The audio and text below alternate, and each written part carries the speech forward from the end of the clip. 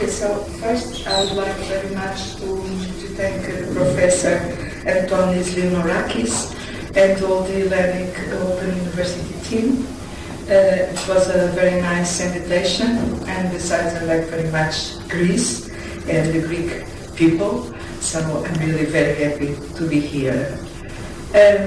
I changed a little the title of my presentation, and for sure this will not be the last title, so probably in the proceedings there is another title.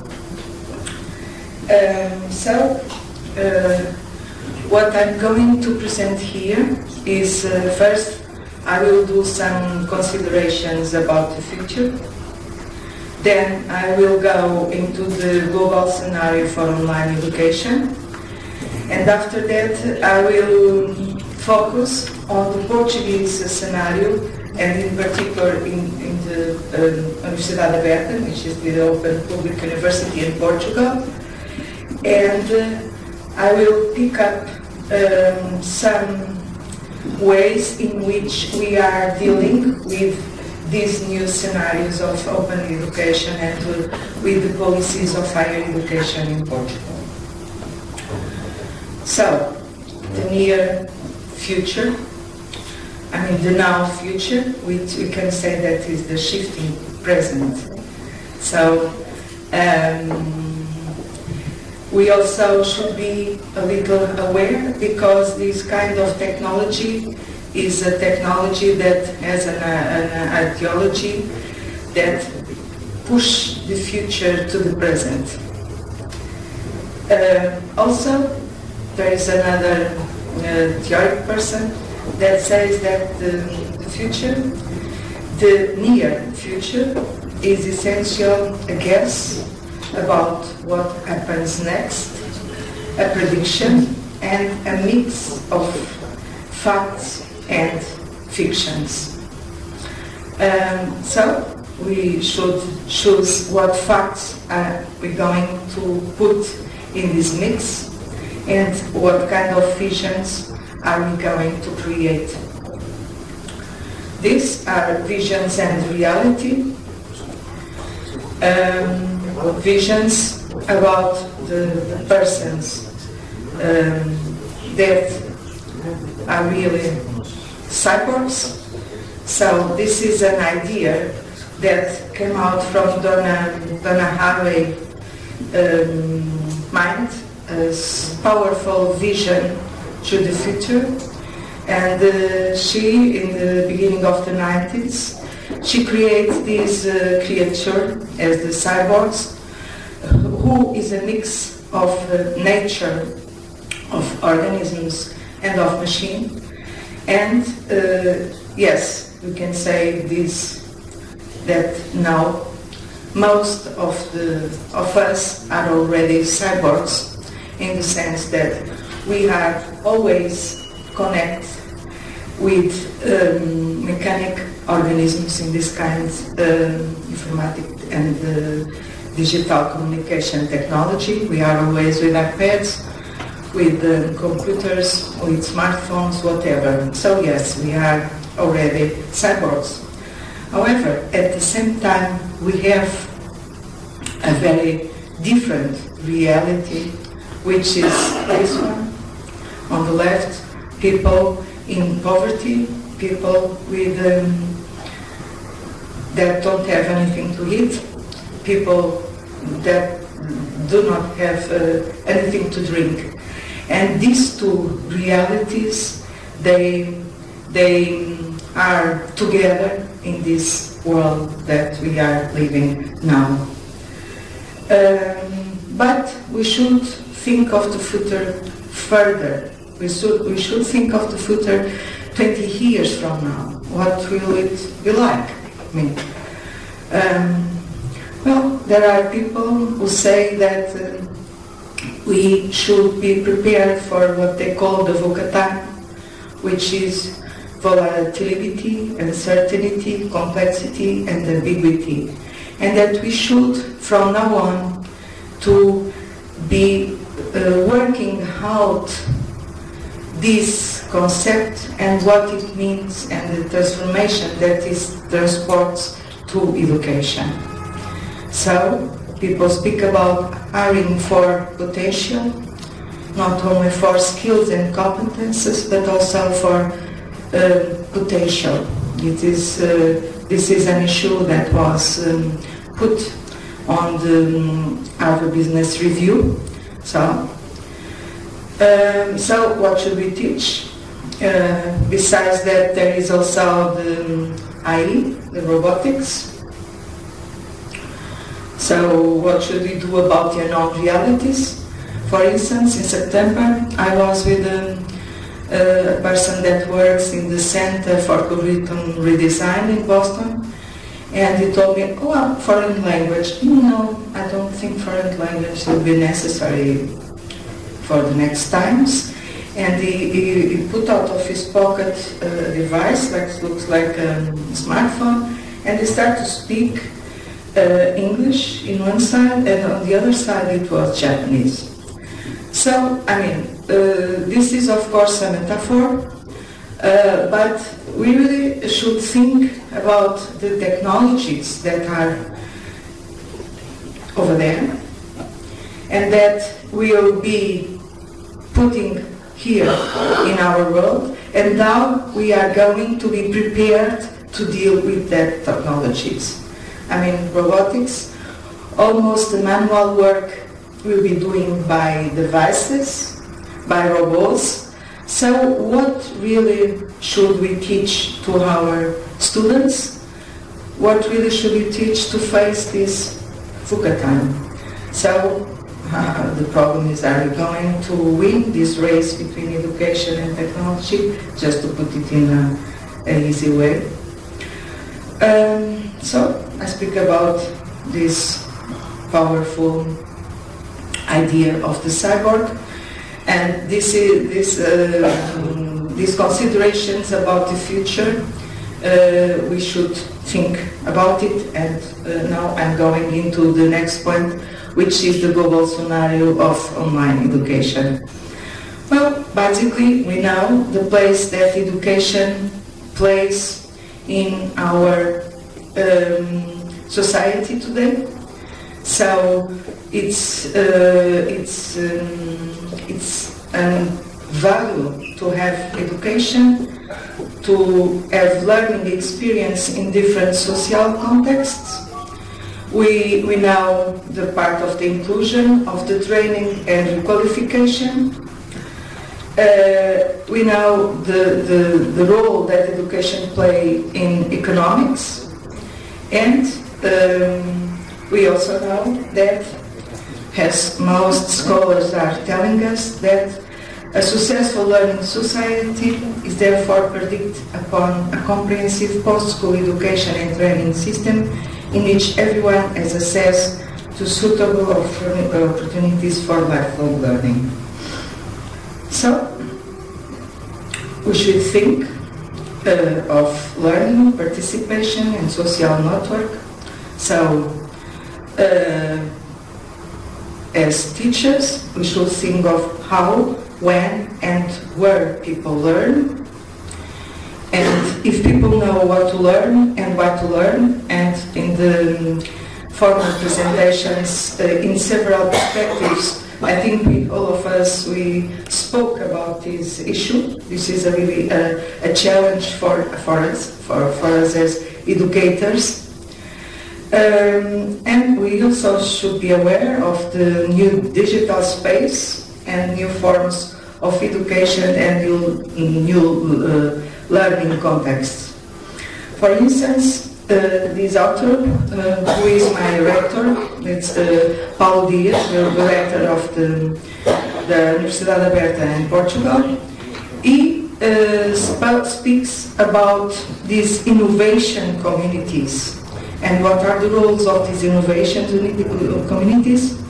It is communities structured in universities and oriented toward the radical change in the learning forms and the development of pedagogical approach.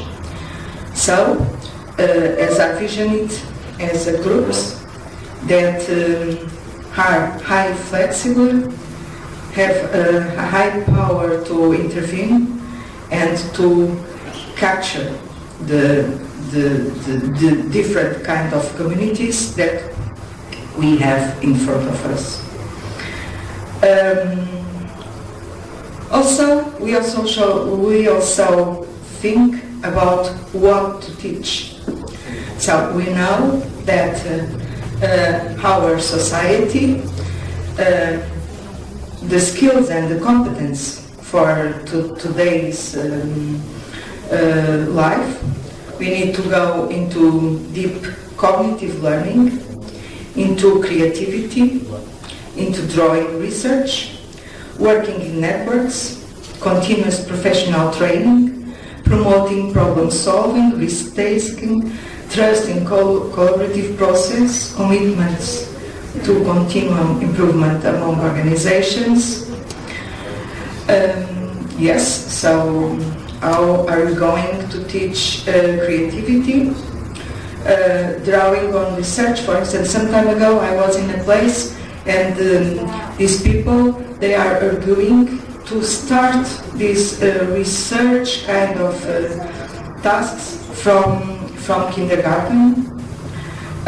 So, I mean, there is really a lot of things that we should try to concretize in our classes and to go even more ahead with this, because as I told before, people are trying to aim for potential. So how are we going to teach potential?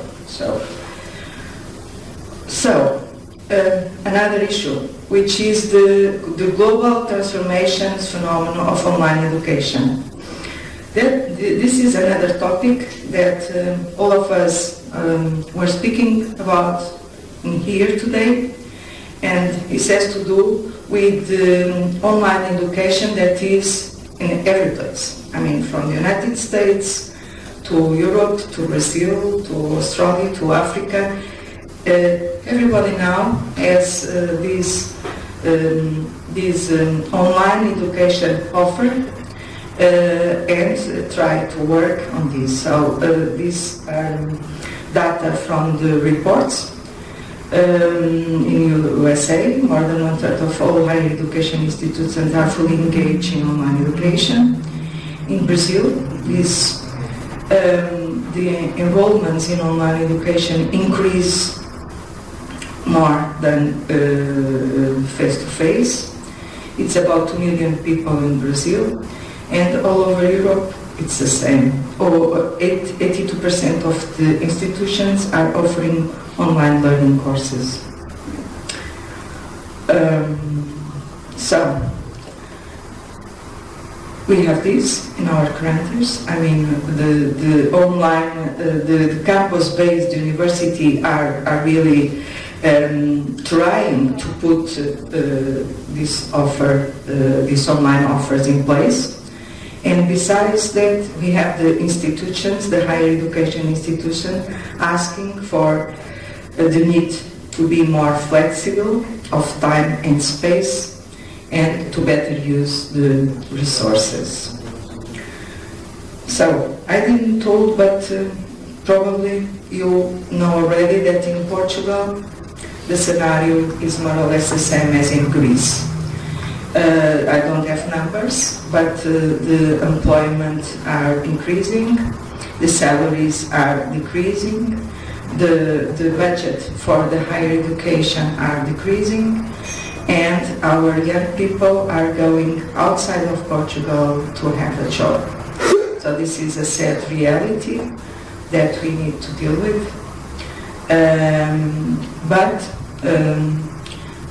Although this is the scenario in our university, the enrollments, the new enrollments are decreasing, but not so much. So we are still there, and we really are trying to deal with these scenarios. Another thing that I think it's necessary to point out in relation to the online phenomenon of higher education is the change in the online education population. So, at least in Alberta, but I think all over the world, as far as I'm reading about this issue, we have now a multi-generational, a more diverse, a more healthy, a more skilled group of students enrolled in online education. For instance, in Portugal, the medium age of students is lower than it was 5 years ago or so. For instance, my students in the second and third cycle are professionals, very good professionals that come to online education because that can be enrolled in a face-to-face university. So we are really experiment already this change in the online population, that it was very different in the beginning. My students were almost that traditional picture of the online students, so more than 35 years old, a family, stuff like that.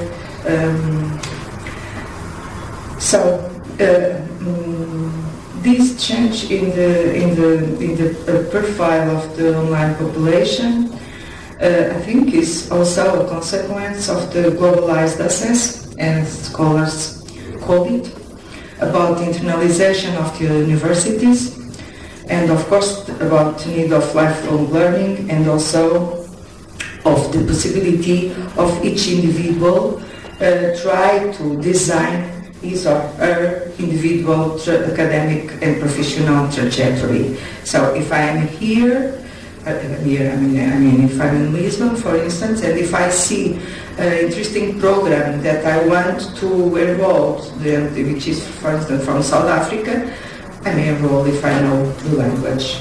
So of course, we as a mission, we online distance education as a mission, we have this main goal of inclusion of all these new groups. And I think we are doing our job in this regard. At least in Portugal, my students, special women, they mail me and they tell me that they are very happy because the Open University give them the possibility of getting a degree, of getting another education.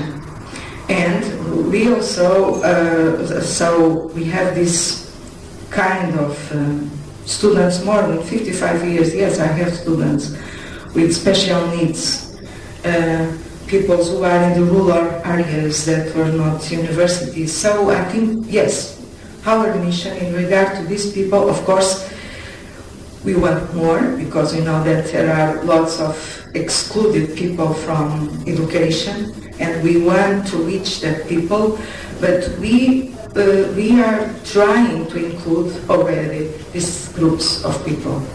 But as I told you before, we also are figuring out that our students are also much more healthy, much more skilled, and much more diverse.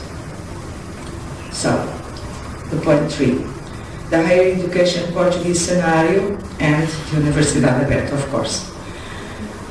So, there is a policy for the higher education institutions in Portugal that mostly want to reorganize the field, and they want to close some higher education institutions. They want to do some fusions. They want to do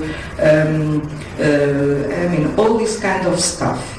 And yes, sometimes we can understand this because sometimes we have the same program in the same area. So, and we really need to rationalize the fundings and the offers and all that stuff.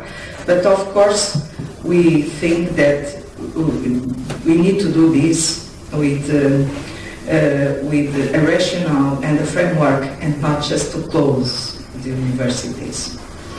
So, besides that, of course, the Aberta Universidad is a very easy target because we are a small university. We have 12,000 students.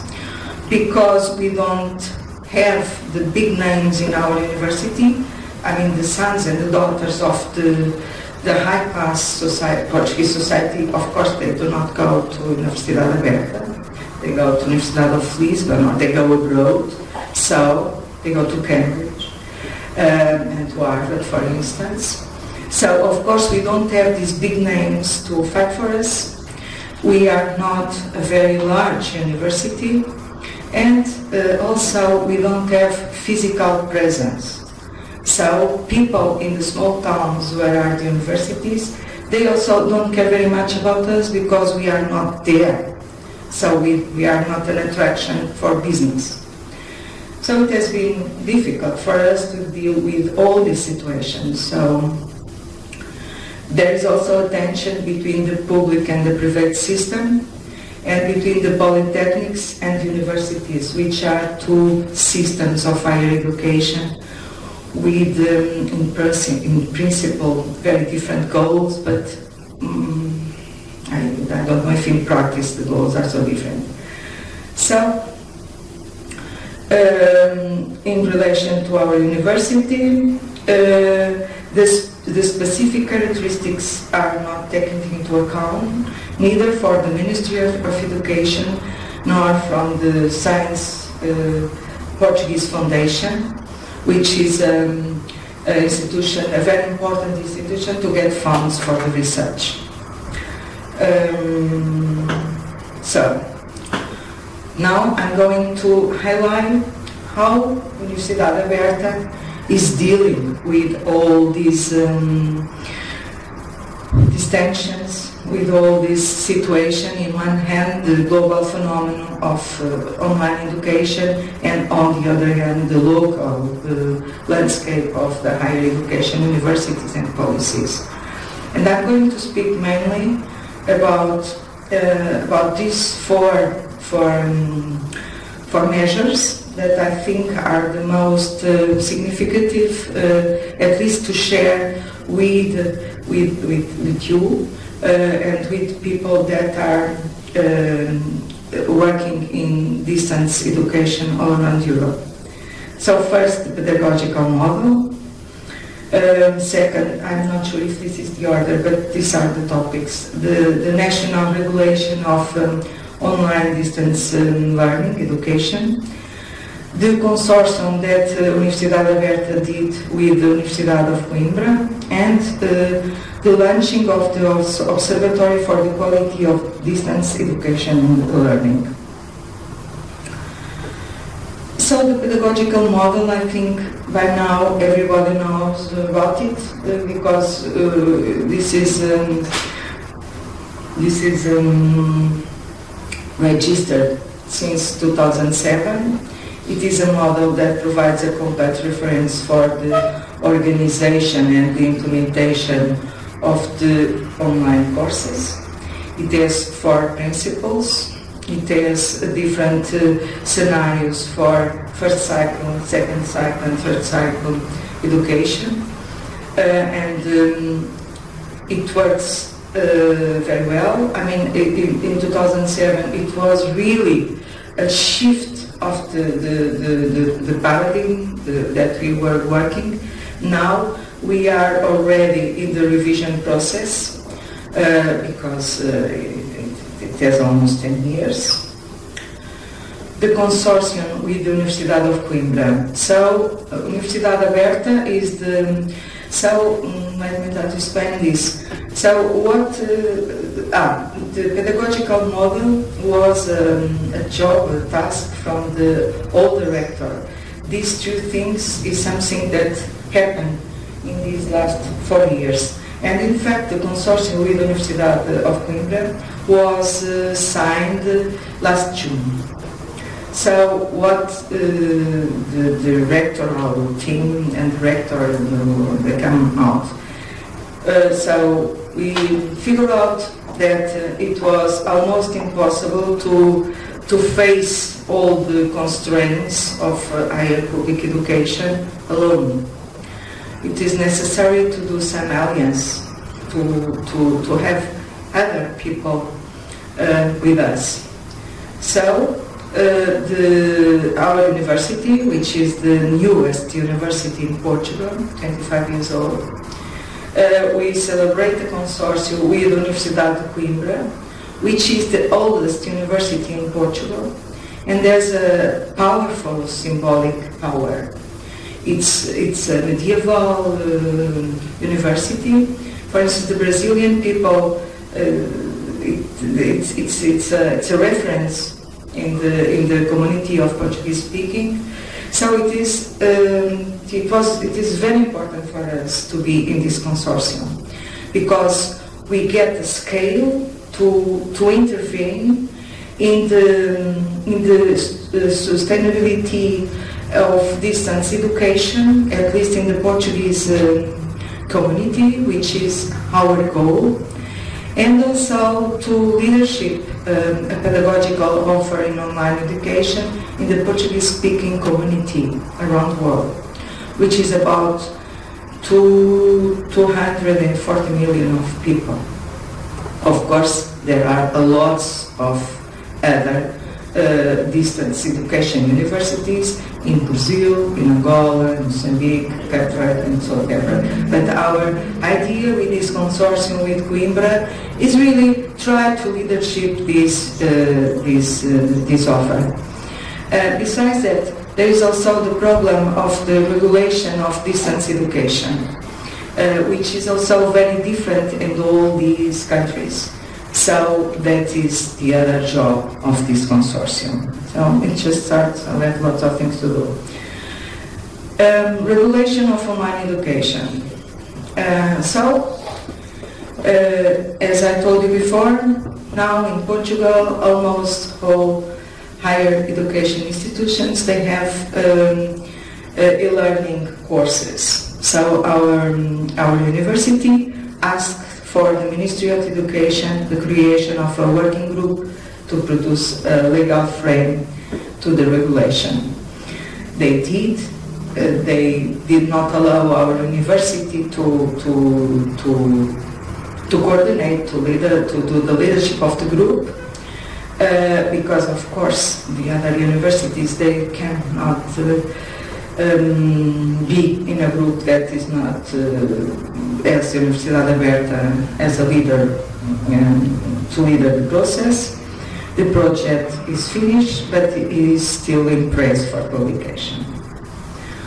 The other thing that we did was the launching of the Observatory for the Quality of Distance Education in the Learning. So this is an observatory that has main areas to produce a quality referential for the Portuguese online institutes, to search for financial support, because our students are not, our university is not funded as the other universities, because our students are people that have that are more than 20 years old, because they are working, etc., etc. So we did not get funding for our students. Also, the other area was the area of internalization. We want to to have a much more international image, and also to do some diagnostics about the online education and the learning in Portugal. So I belong to diagnostic research team, and it is of course about this, the results of this group that I'm going to speak. And let me tell you that the other areas didn't yet produce a document or something. So in fact I just have this to speak about in this observatory, I'm sorry. So what was our main goal was to try to have a picture, to have to understand, to know what are the pedagogical, the organizational, and the technological conception of the learning programs leaders in higher education public institutions. So what have we done?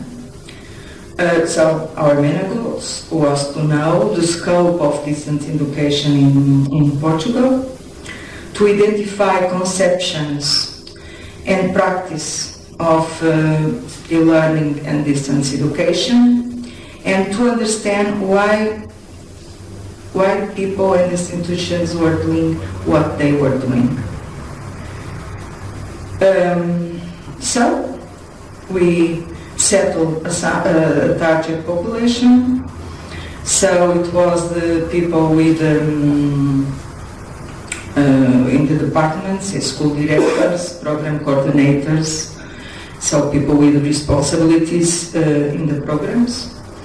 We did a questionnaire, a survey, but it was a lot of time we sent to the institutions, and it was online, but we only got 26 answers, mainly women. And the sample, so 26 persons, the teaching experience varies from 2 months to 38 years. Also in teaching distance education, also a very diversified experience. The scientific field was mainly science education.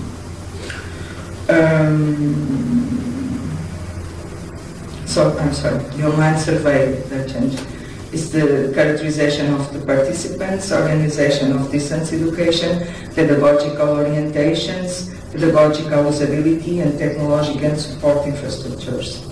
So, how much time do I have? Oh, also I have time for this. So, what did we get with this survey? That 3/4 of the people who answered the survey, they have they organize their online and blended line courses in the formal proper way, let's say. But 1/4 of the other people, they are, since they glue the online education with the face-to-face education. So for them, they are almost, the dimensions are more or less the same. The reasons to offer online education was mainly due to the students' needs and less to the teacher needs.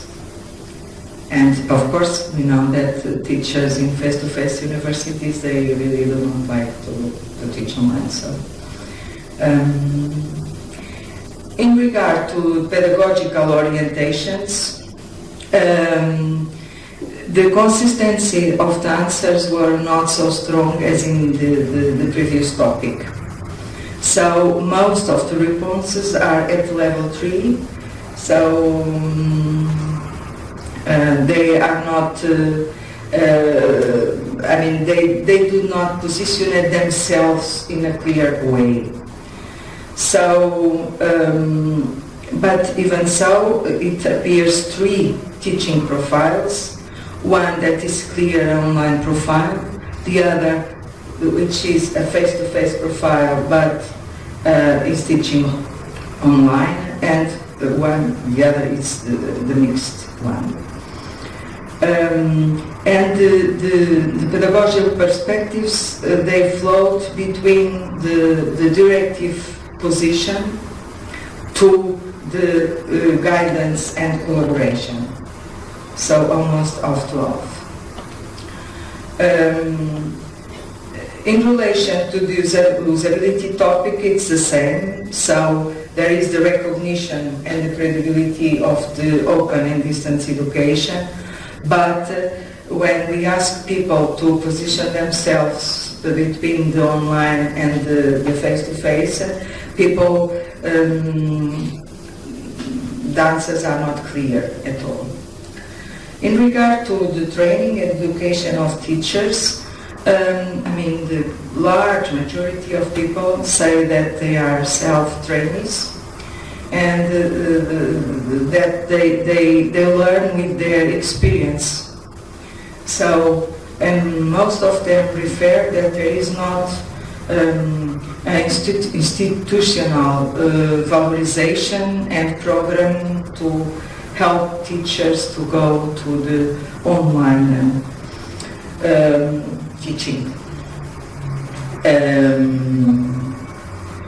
which is in fact in accordance with the international literature about this topic. So from this, what are our in what ways are we preparing our future intervention? We are trying to put together training programs for the board of managers and coordinators of the online distance education in higher institutions. In fact, my department is already in charge.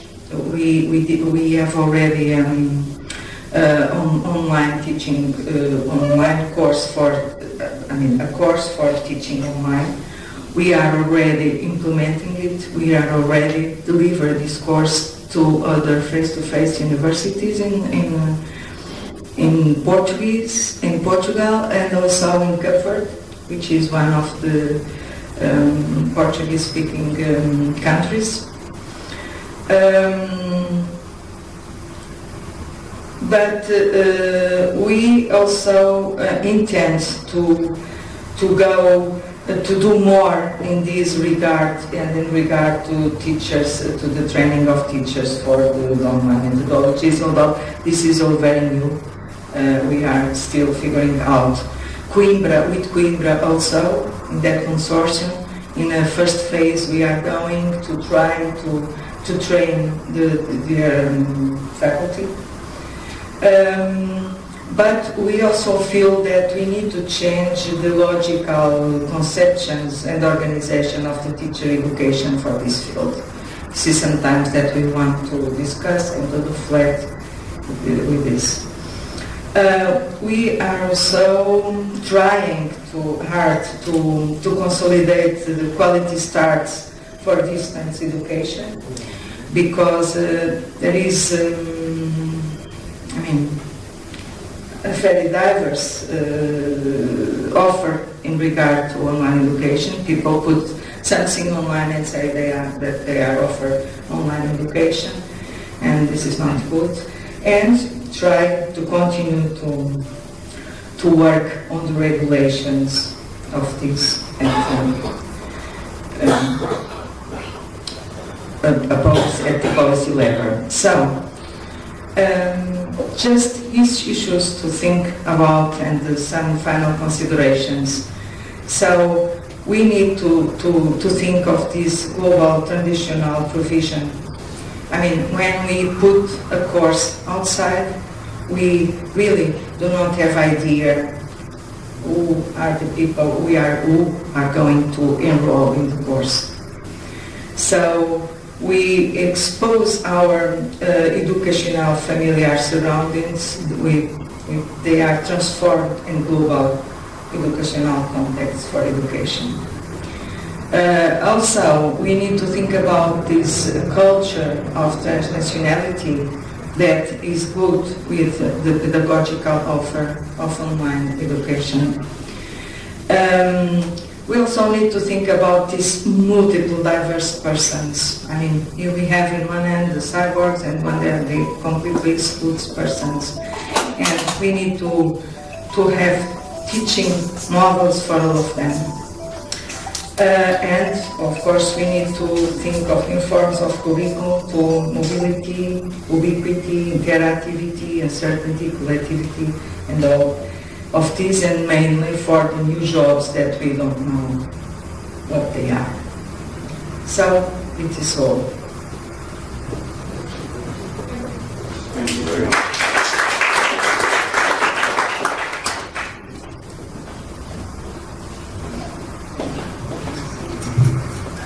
Thank you very much for pointing pointing out all the tensions, but also the affinities between the global and the local, and especially for the specific action taken to address these tensions.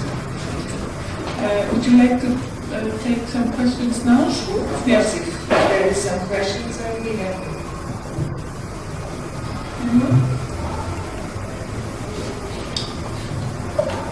Thank you. It's basically a remark. Most large organizations, either governments or universities or companies, they are already hiring for potential. So that's something that they already do at the higher end of the employment scale. But open universities are employing this practice at the enrollment level. When we've been hiring for potential since we were established, and most open universities don't go through a selection process. So basically, you're hiring for potential for your students. The question is a 15 or 10% success outcome. Is that the potential being realized? I'm wondering whether this motto is going to take us much further. Well, I think that people are pushed in taking in consideration the realities that they are living. And in my university, there is really a gap between the characteristics of the population of the first cycle, so undergraduate, and with the others. I can tell you that we have a PhD program, and my students, they are really high-skilled persons. They have ideas, they are very good professionals, and they want to work and to develop that potential and that they have. So I think that yes, we need to think. In my idea, I think that overall characteristics of at least in Portugal, of the population of distance education universities are really changing. And I think we need to prepare for this huge diversity of people that look at us. Besides that, since we create a course, I mean, I'm in Lisbon. I designed the course, and the persons that I have in mind are persons that live with me. I mean, I go around and stuff like that, but I designed the course with my familiar things. But for sure, I have now students from Brazil, students from Angola, students that are Portuguese immigrants that are in, I don't know where, you see. And I need to prepare and to design my courses and to think about these people that is really everywhere, you see. The materials, the reference. So I would say yes, I think that we need to think about also about these very skilled persons that are looking for us and that expect something from us. If I may, following up from that, do you think educators alone can make the diagnosis of the needs of such diverse populations, or it has to be a more, I don't know, interdisciplinary group? Anthropologists, because it's an ever-changing environment, as you described it, in the digital world as well as in the social or even material world outside. And then the profile of the students who come to us is also shifting rapidly. Who can tell what their needs are, and how can we better address them if you only look at it from a chronological or institutional point of view? Well, I think that we can't. I think that we really need to do some transdisciplinary teams because I mean the need for education is very hard, but we are dealing with unknown realities, and we will need to have the input of people with very different sensibilities and with very different perspectives. And for instance, that creative communities, it can can be something like that, you see. But I really think that we need to share a lot more than we share within the field of education. I mean, because it's always changing.